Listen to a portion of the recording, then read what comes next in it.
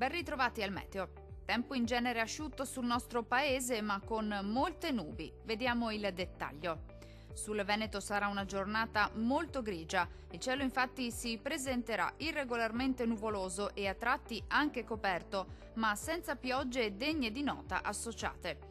Dal pomeriggio non si escluderà invece qualche schiarita soleggiata in più sui settori costieri.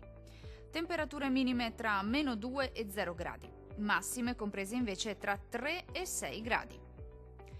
Vediamo ora che tempo farà sul Friuli Venezia Giulia. Anche in questo caso sarà una giornata all'insegna di un tempo asciutto e stabile. Sulla nostra regione infatti non sono attese precipitazioni particolarmente degne di nota. Più sole al mattino, cielo maggiormente coperto al pomeriggio. Temperature in ulteriore lieve calo, minime tra -2 e 0 gradi. Valori massimi oscillanti invece tra 4 e 7 gradi. Vediamo infine la situazione meteorologica del Trentino Alto Adige. Tempo in genere asciutto e stabile anche sulla nostra regione, tuttavia il cielo risulterà molto nuvoloso o coperto sui settori meridionali sin dal mattino e per tutto l'arco della giornata, ma senza piogge associate, più sole altrove. Temperature minime tra 0 e 2 gradi.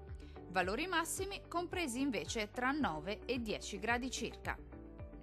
Dal meteo di Antenna 3 per ora è tutto. Arrivederci.